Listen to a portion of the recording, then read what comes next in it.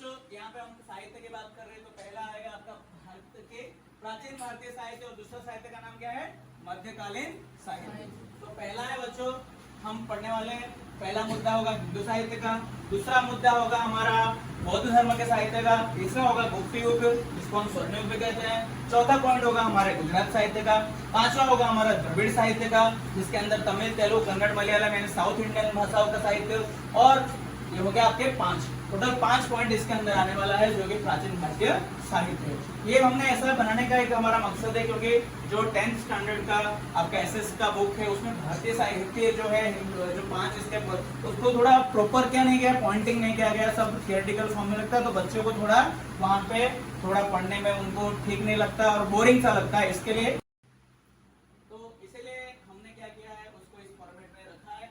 तो पहला साहित्य है बच्चों हिंदू साहित्य। हिंदू साहित्य के अंदर फिर से हम उसको डिवाइड किया 6 पॉइंट के अंदर।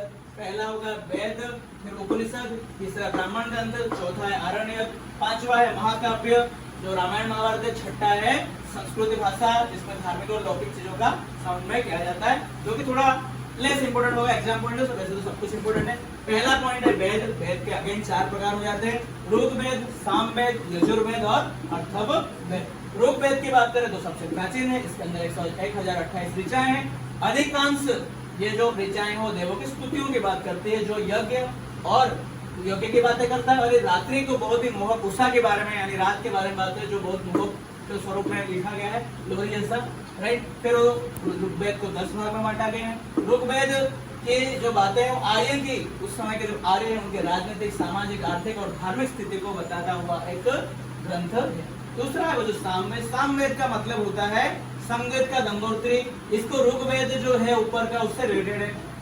ऋग्वेद जो ऋचाएं उनके सम्मान में ये सामवेद लिखा गया है और संगीत की गंगोत्री कहते हैं क्योंकि ये जो पूरा सामवेद है उसको श्लोक, राग और लय में गाया जाता है, जिसकी वजह से ये सामवेद को संगीत की गंगोत्री है। यजुर्वेद, यजुर्वेद का मतलब ये होता है यज्ञ का वेद है जो पोएम और लेसन के फॉर्मेट में यानी काव्य और पद्य दोनों के फॉर्मेट में लिखा गया है। इसके अंदर मंत्र, क्रिया को विधि यानी जो यज्ञ करते समय जो मंत्र पढ़ेंगे, कैसे क्रिया कैसे करेंगे, विधि करेंगे, इसका होता है। अथर्ववेद उसके बाद आता है लास्ट जिसमें कर्मकांड और संस्कार का वर्णन किया जाता है। तो पहला पॉइंट हो जाता है हमारा 1.1 वेद। उसके बाद आता है उपनिषद। उपनिषद फिलोसॉफिकल कंटेंट आता है, दार्शनिक चीजें जिसमें ब्रह्मांड कैसे उत्पन्न हुआ, आरंभ क्या है, जीवन कैसे आरंभ हुआ, मृत्यु कैसे हुआ, इन सभी बहुत ही दार्शनिक चीजों का उल्लेख है। इसकी स्टार्टिंग हुआ है बृहदारण्यक और छांदोग्य उपनिषद से और एक मुक्तिका उपनिषद करके जिसमें कहा गया कि टोटल 108 उपनिषद पाए जाते हैं।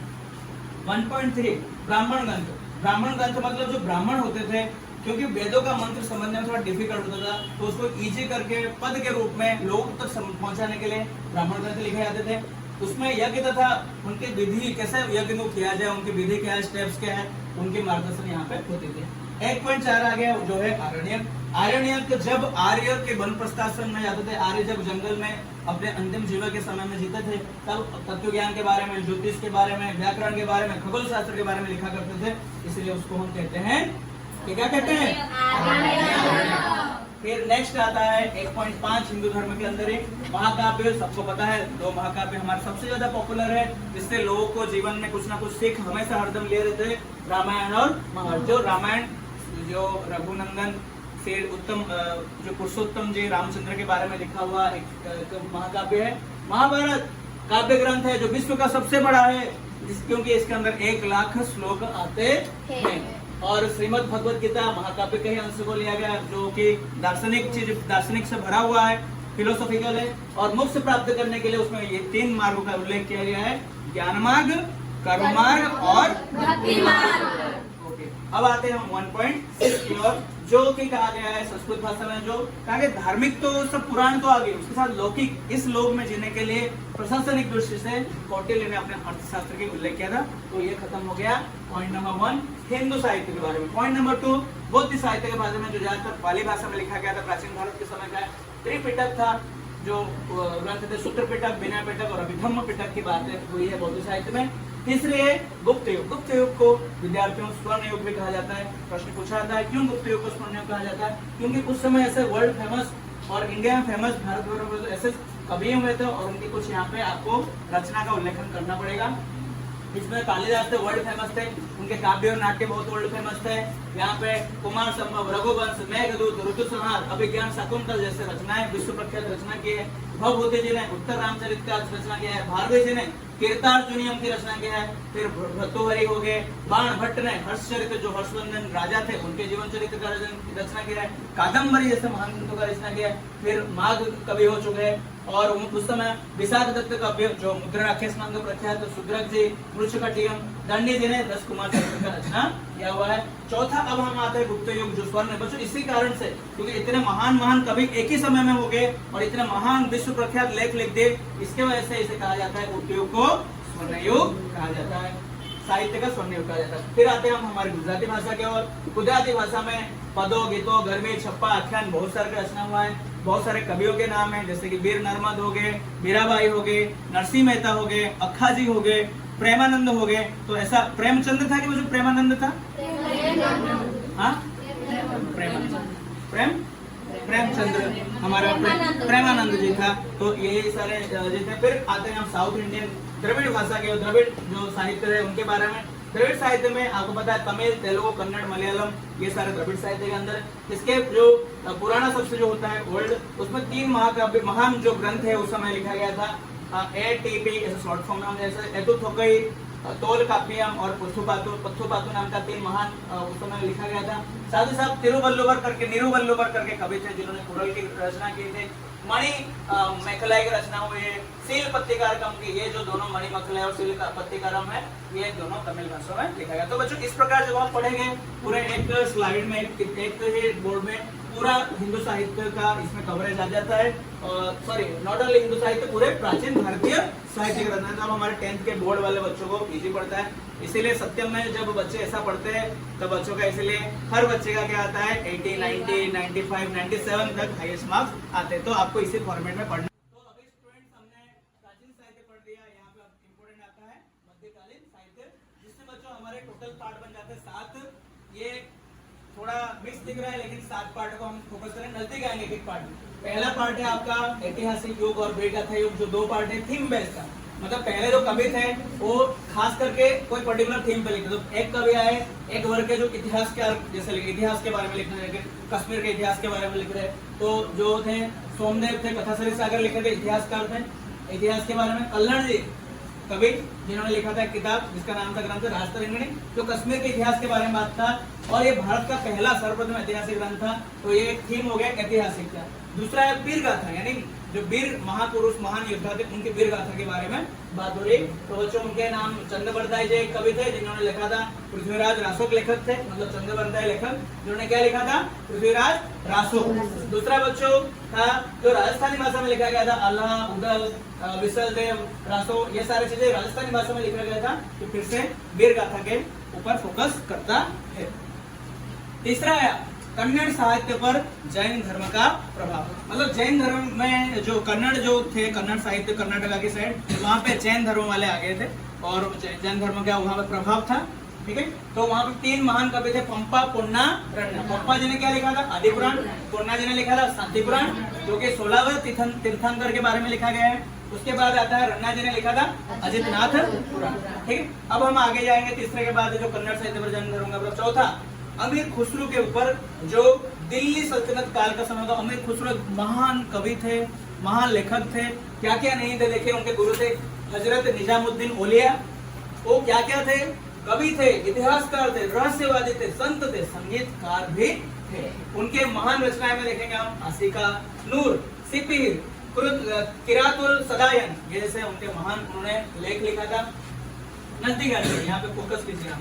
तो बच्चों वो इतने महान थे, भारत को कहते थे वो पृथ्वी पर का एक स्वर्ग है। भारत क्या है, पृथ्वी पर का स्वर्ग है। उनके पुस्तकों कहते हैं मैं भारतीय होने का गर्व है, proud to be an Indian. बच्चों अपने पुस्तकों में प्रशंसा करते हैं भारत के वातावरण के, भारत की इमारतों के बारे में, भारत के ज्ञान विज्ञान के बारे में प्रशंसा कहते हुए चलते नहीं है। बच्चों उनका ये मानना था जो हिंदू धर्म का सार तत्व है वो इस्लाम के साथ क्या होता है, मिलता जुलता रहता है। बच्चों वो कहते थे, उनकी मातृभाषा थी हिंदी, लेकिन उन्होंने हिंदी और फारसी भाषा मिला के द्विभाषी बहुत सारे चौपाइयाँ और दोहाइयाँ लिखे हुए हैं। तो ये महान कवि अमीर खुसरो जी थे, जो दिल्ली सल्तनत काल में, आपको पूछा जाएगा एग्जाम में अमीर खुसरो के बारे में लिखिए दिल्ली सल्तनत काल में, तो आपको ये पॉइंट्स लिखना है। फिर आगे बढ़ते हुए हम देखते हैं भक्ति मार्ग जो संत थे, वहाँ पे जो बोली उनकी होती थी हिंदी भाषा की अलग अलग बोली थी, जो भोजपुरी बोली और अवधी बोली ज्यादा कहा जाता था उस समय।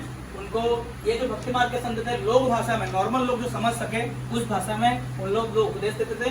उस समय जो कबीर जी थे वो सदुक्कड़ी लोक बोली बोलते थे, और उस समय अवधी भाषा में महान लेखक तुलसीदास और मलिक मोहम्मद जायसी जी थे। तुलसीदास ने रामचरितमानस मतलब सबको पता है, और मलिक मोहम्मद जायसी जी ने प्रसिद्ध ग्रंथ पद्मावत की रचना की थी। तो ये हो गया आपका 5वां पॉइंट। 6th पॉइंट में हम यहाँ पे हिंदी भाषा के अलावा तो अन्य भाषा में साहित्य, अदर देन हिंदी भाषा में कौन कौन साहित्य, तो बंगाली, गुजराती, मराठी, फारसी, तेलुगु में।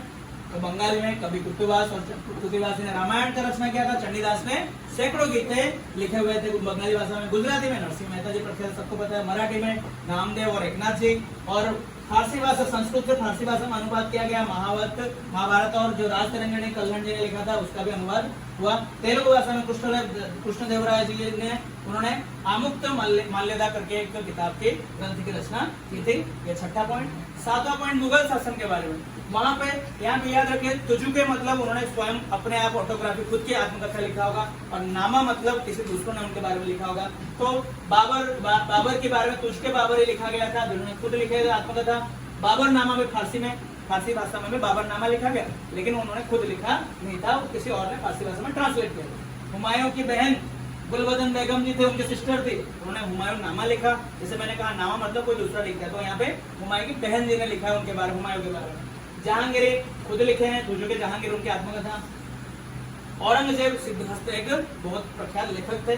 फिर अब हम अकबर के जमाने में प्रवेश कर रहे हैं। तो अकबर के जीवन काल में आपके बारे में पूछा जाएगा, अकबर के समय के साहित्य के बारे में। तभी बच्चों आपको ये सारे लिखना है। उस समय फारसी भाषा का ज्यादा उपयोग होता था, तो वहाँ पे बहुत महान लेखक थे अबुल फाजल, जो आईन अकबरी और अकबरनामा अकबर जी के आत्मकथा के बारे में लिखे थे। और अकबरी और आईन अकबरी बच्चों उस समय के जो समकालीन समय था, उस समय अकबर के शासनकाल में आईना दिखाते हुए कि वहाँ का रीति रिवाज क्या था, वहाँ की शिष्टाचार क्या है, धर्म के दर्शन क्या थे, वहाँ की आर्थिक स्थिति क्या है, ये सब चीज आईने अकबरी में हम लोग लिखते, उन्होंने लिखा था। किसने? कवि से अबुल फाजल जी। और उस एक बहुत ही उस समय का एक मूल्यवान ग्रंथ था, क्योंकि उसको पढ़ने पता चलता है अकबर के समय में उस समय का क्या हालचाल रहा होगा समकालीन। बच्चों हम आगे बढ़ते हैं, ऊपर दिखाएंगे 7वां पॉइंट कंटिन्यू यहाँ पे हो रहा है। अबुल फजल के जो भाई थे जिनका नाम था फैजिल, वो भी एक लेखक थे महान, जिन्होंने संस्कृत भाषा से फारसी भाषा में अनुवाद बहुत सारी चीजों किया। अकबर बहुत ही ज्यादा साहित्य के प्रेमी थे, इसलिए उन्होंने एक विभाग, स्पेशल एक विभाग बनाया था जिसमें बहुत सारे महान कवि और लेखक लोग रहते थे, और उन्होंने वो अनुवाद करते थे, कुछ नया रचना भी करते थे। अनुवाद श्रेष्ठ अनुवाद में महाभारत, रामायण, अर्थवेद, भगवद गीता, पंचतंत्र, ये सब का भी अनुवाद किसने किया हुआ है? जो अकबर जी के विभाग में साहित्यकार थे उन्होंने किया हुआ है। अब आते हैं अकबर के समय में ये फारसी भाषा के साथ साथ बच्चों उर्दू भाषा का भी विकास हुआ था, जो कि एक मॉडर्न भाषा है। बहुत सारा नए भाषा का जो मॉडर्न भाषा है, सारे भाषाओं का जो मतलब मिक्स होकर नया भाषा जनरेट हुआ, उसका भी बहुत अच्छा व्याकरण वगैरह है। तो महान कवि उस समय, आज भी हम जिसके शायर वगैरह गीत वगैरह पढ़ते हैं, बली, मिर्दर्द, मिर्तकी, नजीर अकबरबादी, असदुल्ला खान गालिब बहुत ही फेमस है। और उसके अलावा ये जो ग्रंथ लिखने में मोहम्मद हुसैन आजाद, जो ये सभी कवि वगैरह थे, और ये लेखक थे मोहम्मद हुसैन आजाद जी, जिन्होंने दरबार अकबरी की भी रचना किया था। तो यहाँ पे हमारा ये कौन सा पॉइंट खत्म हो जाता है? मध्यकालीन साहित्य। भारत के प्राचीन विद्यापीठ की बात हो रही है, पहला नालंदा, तक्षशिला, आगे भी हम काशी और वल्लभी के बारे में देखेंगे। इसका लोकेशन बड़गांव पटना बिहार में है। ये 5वीं तथा 11वीं सदी में फेमस हुआ था, ठीक है, मतलब उस समय में फेमस पूरे विश्व में प्रख्यात था। कौन से रिलीजन के लिए थे? बौद्ध और जैन धर्म का प्रभाव वहां पे आया था, क्योंकि महावीर स्वामी जो थे जैन थे, 14 चतुर्मास वहां पे किया था, इसलिए वो जैन तीर्थ के रूप में विकास हुआ था। स्पेशलिटी वहाँ पे क्या थे? देश विदेश के स्टूडेंट आते थे, 1000 हस्तलिखित ग्रंथ वहाँ पे थे। सबसे बड़ा विजिटर वहाँ पे महावीर स्वामी जी थे। कुमार गुप्त जी जिसने बिहार की रचना बनाया था। ह्वेन सांग चीन के थे जो 7वीं सदी में आए हुए थे, और 657 हस्तलिखित ग्रंथ अपने साथ चीन लेके गए थे। इंफ्रास्ट्रक्चर देखते हैं वहाँ पे क्या क्या था। वहाँ का लाइब्रेरी बहुत ही फेमस था, जिसको धर्मगंज कहते थे।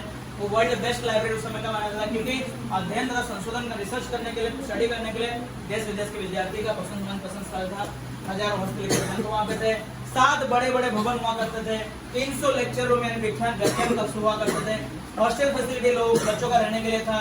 वहाँ पे जो पैसा कहाँ था, स्टूडेंट्स को फ्री और फूड क्लॉथ कैसे मिलता था, क्योंकि उनको बहुत सारे आजू बाजू गाँव को दान में मिलता था। तो ये था नालंदा, जो 5वीं 11वीं सदी का फेमस विद्यापीठ था। उसके बाद आता है तक्षशिला। तक्षशिला अभी वर्तमान में पाकिस्तान के रावलपिंडी से पश्चिम में आया हुआ है, गांधार का पहले राजधानी था। और तक्ष ये कहाँ से पढ़ा है बच्चों, भरत के पुत्र, जो रामायण के भरत हैं, राम जी के भाई, उनके पुत्र तक्ष के नाम से तक्षशिला पढ़ा है, ऐसा माना जाता है। 7वीं सदी का ये फेमस विद्यापीठ विश्वविद्यालय था।